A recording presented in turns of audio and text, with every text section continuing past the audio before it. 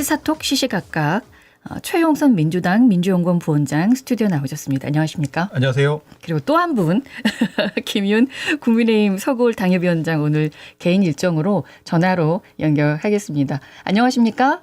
안녕하십니까. 김윤입니다. 거기서 편안하십니까? 아닙니다. 지금 저기 세미나 진행 중에 양해 구하고 지금 전화 받고 있습니다. 예, 어려운 상황인데도 전화 인터뷰 응해주셔서 일단 감사드리고요. 오늘은 그동안에 정말 명태균 씨가 한 몇 달 저희 같이 계속 출연했었잖아요. 네. 예, 오늘은 이제 건진법사 전성배 씨와 함께 출연을 하도록 하겠습니다. 일단 어떤 사람입니까? 네, 제가 먼저 말씀드릴까요? 예. 정부 초반부터 3명의 비선 실세가 있다라는 얘기가 있었습니다. 예. 첫 번째는 천공 스승, 네. 두 번째는 건진 법사, 세 번째가 명태균 책사. 이게 이제 비선 3종 세트라고 하는데요. 네. 그래서 이제 먼저 그 명태균 책사, 정책 책사가 먼저 이제 지난 9월 5일부터 언론에 많은 관심을 가졌고 창원지검에서 지금 명태균 관련된 황금폰이 지금 다시 또 등장을 해서 여러 얘기가 지금 나오고 있잖아요. 네. 두 번째가 이제 이 건진 법사인데 이분은 시청자 여러분께서도 많이 아시겠지만 청취자도 아시겠지만 소가죽 벗겨가지고 구술했던 분이시고 네, 깜짝 놀랐죠. 그분이 이제 서울중앙지검장 시절에 윤석열 대통령 부부의 연등을 거기 달아가지고 유명한 분이고 그분이 또 윤석열 대통령 캠프에서 무슨 직능 뭐 네트워크 위원장인가 뭐 그런 거를 캠프에서 주요 활동하셨던 분인데 정부 초반에 이분이 기업들을 만나가지고 세무 뭐 조사를 무마하는 대가로 돈들을 좀 받으신 것 같아요. 그래서 당시 대통령실에서 건진법사 주의보를 대기업들에게 발령을 내렸는데 오히려 이게 더 이 건진법사가 대통령실에서도 함부로 못하는 비선 실세인가 보다라는 것들을 이런 뭐 공증해주는 이런 효과가 돼가지고 문제가 많이 됐는데 검찰에서 관련된 자료들, 정보들을 계속 취합하고 있다가 네. 그 전에는 수사를 안 하고 있다가 이번엔 전격적으로 이제 들어간 거거든요. 네. 그리고 아직 이제 천공 스승이 남아 있죠. 네. 이제 마지막 피날레를 이제 그분이 하실 것 같은데 지금 검찰의 움직임이 좀 하수상합니다. 왜 그러냐면 과거부터 꽤 오랜 기간 이게 문제가 있다라고 돼 왔었고 당시에 원래는 특감반이나 그 특별 그 감사하는 그 기능이 대통령실에 있었다고 한다면 이번에 대한 감찰과 수사 의뢰나 이런 것들이 이루어졌어야 되는데 네. 정부 2년 6개월이 지나는 동안에도 아무런 소식이 없다가 전격적으로 2018년에 정치자금법 위반 혐의로 이제 이 검찰이 수사를 시작했고요. 네. 이게 법사폰이라는 게 있답니다. 네. 건진 법사가 사용하던 법사폰 네. 그리고 컴퓨터와 태블릿 PC를 지금 압수해 가서 이제 거기에서 과연 어떤 내용들이 나올 것이냐 이게 이제 세간의 판도라 상자가 또 한 번 열리는 그런 효과가 있을 것이다라는 지금 이야기들이 오고 가고 있습니다. 그 법사폰이라고 하는 거를 명태균 씨는 황금폰. 네. 근데 이거는 이제 다이아몬드 폰이라고. 그렇죠. 예, 다이아몬드 폰인데 이분이 워낙 이권에 많이 개입을 해서 네. 우리가 정부 초반부터 계속 주목해 왔던 분이고 그리고 2년이라는 게 2018년 중앙지검장부터 대통령 부부와 그리고 2015년에 코바나 컨텐츠의 행사에 건진법사가 축사를 하고 관계를 맺었던 거로 지금 밝혀지고 있어서 김건희 여사 부부의 오랜 어떤 측근 그룹으로 지금 분류되는 분이라 네. 이분이 뭐가 까지면 이거는 검찰이 그동안 욕먹었던 것들을 한 방에 뒤엎을 수 있다라는 식의 이야기들이 지금 여의도에서 네. 많이 지금 회자되고 있습니다. 네. 예, 제가 이어서 그러니까 천공, 건진, 명태균 이 세 사람 중에 일찍부터 알 사람들은 알고 있었어요. 제일 지저분할 가능성이 높은 사람이 건진이다. 왜 그러냐면은 이 사람이 제일 쉽게 얘기해서 좀 나댔거든요. 요 정치권 언저리에서. 그래서 네. 대통령 부부 팔아서 틀림없이 뭔가 이렇게 공천 장사는 물론이고 무슨 이권 개입을 많이 했을 가능성이 제일 객관적으로 높다. 사실 이런 이제 의혹들을 우리들도 조금 갖고는 있었거든요. 근데 이제 그래서 그 제대로 수사가 이루어져야 되는데 그동안 잘 이루어지지 않다가 지금 시점에 검찰에서 전격적으로 구속하고 네. 지금 수사 속도를 올리고 있는 것은 제가 볼 때는 지금 검찰의 위기의식이 상당히 반영된 거다 이렇게 판단됩니다. 네. 그러니까 이제 윤석열 대통령이 탄핵 주되고 난 이후에 진짜로 이제 그 정권이 바뀔 그런 그 상황이 현실화되면서 그럴 가능성이 높아지면서 이제 검찰은 자기들의 생존을 위해서 모든 걸 지금 걸어야 되는 상황으로 왔다고 볼 수밖에 없거든요. 그래서 이것은 역설적으로 얘기하면은 지금까지 검찰보다도 훨씬 더 이렇게 예리하고 속도감 있는 과감한 수사가 진행될 가능성이 굉장히 높다. 그래서 좀 두렵기도 합니다. 또 뭐가 터질지 모르겠지만은 일단 저는 검찰은 멈추지 않고 그 수사 속도를 올릴 거다. 이렇게 예측하고 있습니다. 네, 좀 더 이제 구체적으로 말씀을 드려보면 정치자금법 위반 혐의 영장실질심사에 오늘 이제 출석을 했고 전성배 씨가 2018년 경북 영천시장 선거에서 지역 정치인들로부터 공천 헌금이라는 명목으로 억대 불법 정치 자금을 받은 혐의를 지금 받고 있는데 여기서 그치지는 않을 것이다. 그렇습니다. 네, 이제 법사 게이트로 이어질 것이다라고 얘기가 있어서 어디까지 번져갈까요? 이분이 이제 기도비 명목으로 돈들을 많이 이렇게 수수를 하셨고 또 기업들과 연계성이 있다라는 게 오래 전부터 지금 이른바 사설정보지에 거론이 됐고 특히 국세청의 고위 간부를 지냈던 분을 등에 업고 세무조사 무마 그리고 공공기관의 인사청탁 이런 분야로 지금 광범위하게 움직이셨던 것들이 네. 굉장히 많이 알려져 있었기 때문에 검찰에서 아마 거기 범죄정보를 다루는 부서에서 아마 이걸 차곡차곡 쌓아놨을 겁니다. 그리고 사실은 정권 말기에 가면 이런 것들을 이제 터뜨리기 시작하거나 정권이 바뀌면 전 정권 수사할 때 이런 정보들을 까는데 지금은 속도가 지금 빨라졌고 그게 결국 검찰이 판단하기로는 이 내란죄와 관련돼서 어느 정도 성립이 된다라고 판단하고 있는 것 같고 그렇기 때문에 더 늦기 전에 이것들을 터뜨리면서 사안들을 좀 검찰이 뭔가 일하는 모습들을 보여주는 게 아닌가 싶고요. 또 하나는 지금 창원지검에서 황금폰을 까기 시작하면서 김건희 여사와 명태균 씨가 대화를 나눈 그런 음성 파일이 존재하고 있다는 것도 흘리기 시작했거든요. 그거는 이제 이 내란죄 수사에서 지금 대통령을 공수처로 이관시켜야 되는 상황이기 때문에 검찰로 보면 뭔가 큰 대여를 낚아야 되는 또 이런 상황이기 때문에 이 대여를 낚기 위해서 지금 밑밥을 깔고 있는 게 아닌가 싶고요. 이걸 통해서 징검다리를 거쳐서 결국은 김건희 여사와 관련된 사안으로 넘어갈 거로 보여지는데 지금 한덕수 권한대행이 지금 김건희 여사 특검법하고 내란 특검법이 넘어가 있는 상태이지 않습니까?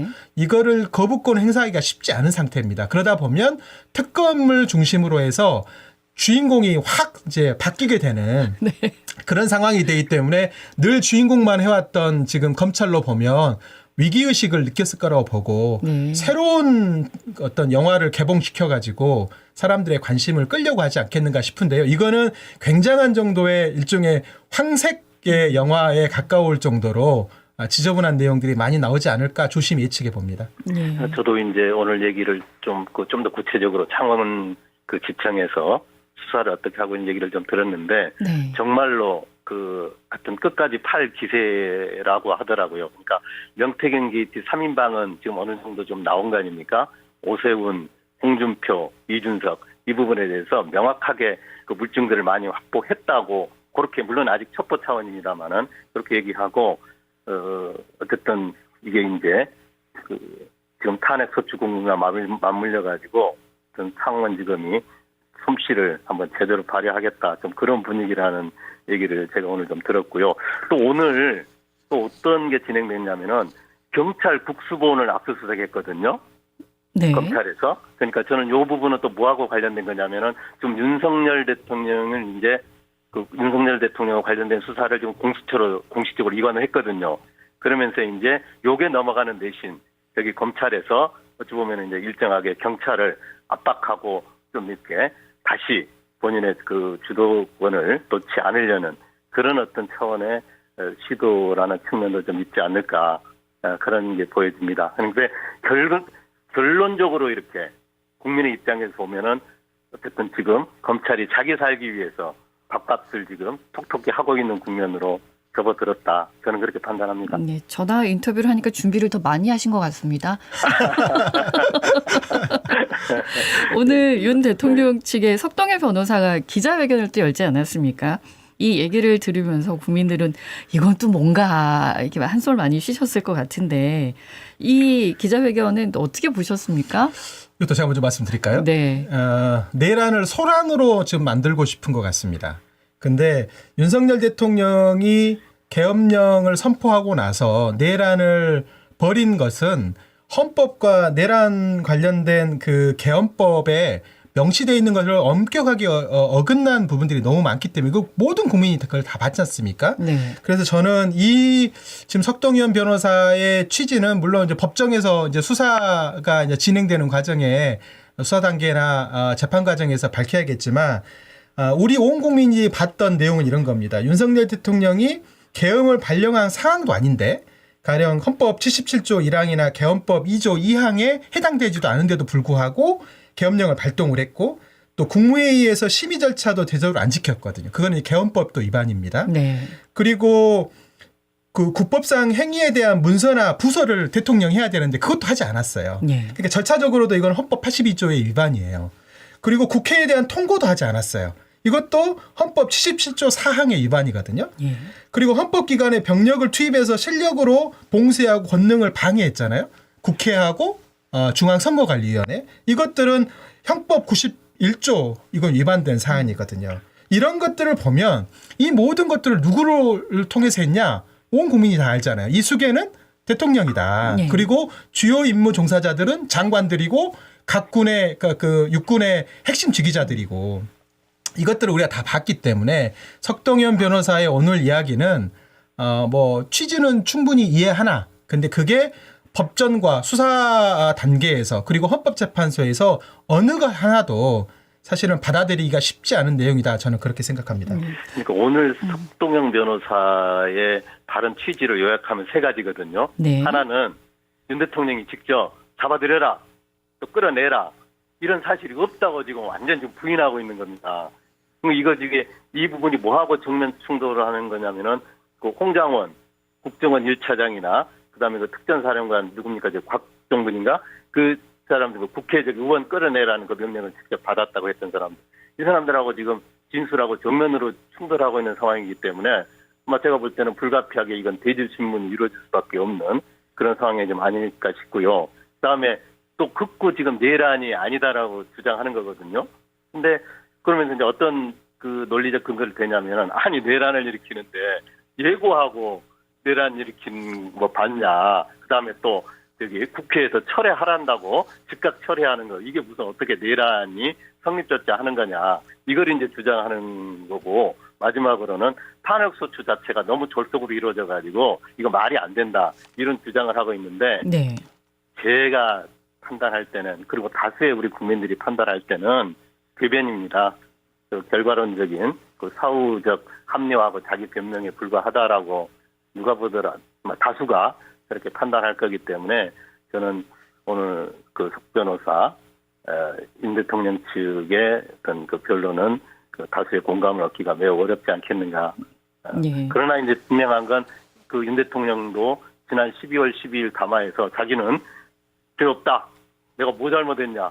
내가 싸우겠다. 이렇게 하고 어찌 보면은 지지자들한테 지금 강력하게 선동을 하고 있고 예. 변호인들도 그런 맥락에서 지금 같이 호흡을 맞추고 있기 때문에 제가 볼 때는 그 상당한 그 어려운 국면을 우리 국민들과 함께 또 거치게 되겠구나. 그러니까 예. 탄핵이 완전히 확정되기까지 상당히 좀 혼란스러운 상황을 겪지 않을까 하는 우려도 좀 생기고 그렇습니다.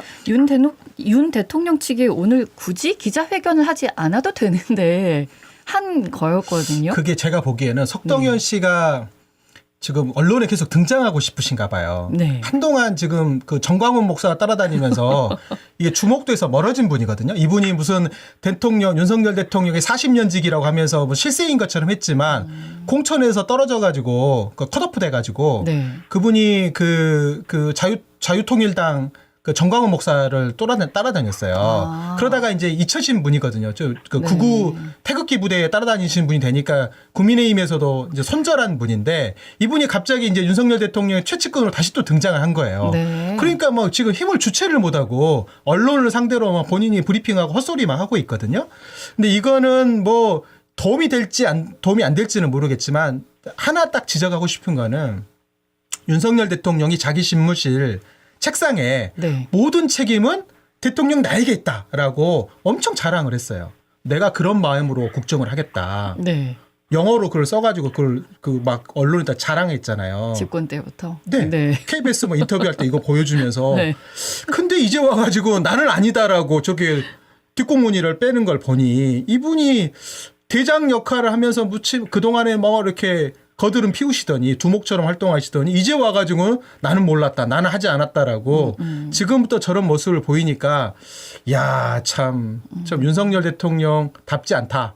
원래 하던 대로 좀 하셨으면 좋겠다 이런 생각입니다. 예, 아니 직무 정지 해제와 관련해서는 가처분 신청을 할 수도 있다는 얘기도 나오고 이런 모습들이 버티기 전략 펴고 있는 거다. 이런 그래서 저는 이야기도 그런 나오고 말씀을 하실 있어서. 거면 네. 출석하셔서 아니 수사를 피하는 자가 범인이잖아요. 본인이 얘기했잖아요. 특검을 피하는 자가 범인이다. 네. 수사를 피하는 자가 범인입니다.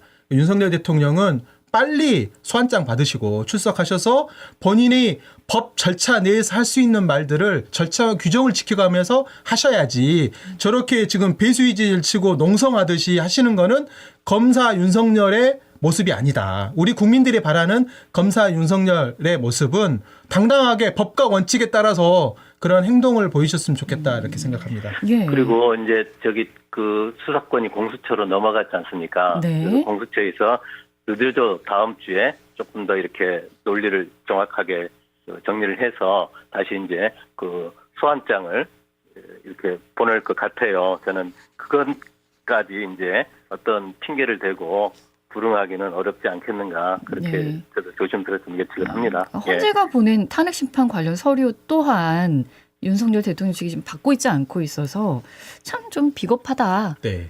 저는 이것도 헌법재판관들이 볼 때 네. 대통령을 파면하는 어떤 과정에 굉장히 중요한 하나의 근거가 될 거라고 봐요. 그러니까 제가 판단할 때도 결국 이게 궁극적으로 본인한테 이게 좀 도움이 되겠는가. 그러니까 자기 이제 그 좋게 해석하면은 이제 윤 대통령도 자기 방어권을 좀 최대한 행사하려고 하는 건데 이것이 과연 그 진짜 자기한테 도움이 될지 하는 부분들에 대해서는 조금 더 내려놓고 생각해야 되지 않는가.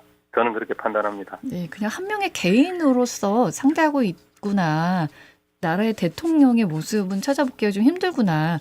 이렇게 많이 느껴집니다. 법 집행을 그렇게 강조했던 분이 네. 수사기관에 수사를 하겠다라는 것을 이거를 해태하고 이걸 회피하려고 하는 모습은 이건 장사미사도 그렇게 안 한다. 이제 그런 거로 좀 말씀드리고 싶습니다. 예. 그 여야 지도부 첫 만남이 있지 않았습니까? 권성동 원내대표와 이재명 민주당 대표. 그런데 이제 내용은 원론적인 이야기였다라고 이제 그치고 있지만 어떻습니까? 그래도 해야 되는 거죠? 아니 우선 저는 이재명 대표께서 정확하게 말씀을 하셨어요. 지금 이제 그 국난의 시기에 서로 양보하고 타협해야 된다. 그리고 무엇보다도 민생이 우선돼야 된다. 정치가 복원돼야 된다. 맞는 말 아닙니까? 근데 네. 지금 많은 국민들이 이제 이런 말이 중요한 게 아니고 그걸 실제로 어떻게 실천하느냐. 그걸 빨리 보여달라 이거 아닙니까? 그러려면은 저는 서로 간에 그러니까 상당히 명분 있는 각자의 어떤 그 주장에 대해서 적어도 하나씩은 서로 양보하고 타협을 해야 된다. 저는 두 가지로 보여집니다. 권성동 대표가 얘기했어요. 이미 지금 윤 대통령은 탄핵 소추된 상태 아닙니까? 그러면은 사실 어떤 정략적으로 윤 대통령을 계속 몰아붙이기 위해서 뭐 감사원 정도 탄핵하고 이재명 철저하게 수사한다고 막 검사를 현직 검사들 막 탄핵을 너무 남발했던 건 사실 아닙니까? 이거부터 저는 좀 더불어민주당 측에서 이거 좀 과했다. 이건 처리하겠다. 이런 선언을 하고 또 이재명 대표께서 요구한 건 뭐냐면은 민생 우선이니까 빨리 지금 추가 경정 예산을 편성해서 즉각적으로 민생에 도움이 될 수 있는 그런 조치를 취해야 된다 하는 부분들은 또 역시 명분 있는 거거든요. 최소한 이런 부분들에 대해서는 또 그 전에 니들 또 그 정략적으로 예산 다 4조 이상 깎아놓고 나이가 못 받아들이겠다. 이것도 이제 지금은 좀 졸렬한 태도고 저는 서로 간에 이런 정도는 좀 통 크게 이렇게 바로 실천하면서 이제 말 그대로 어떤 국정안정협의체든 뭐 여야 어떤 상설 협의체든 이런 부분으로 저는 이제 서로 나가자고 했을 때 국민들도 신뢰가 생기고 역시 뭔가 좀 구체적인 게 나오겠구나 하는 기대를 가질 수 있지 않을까.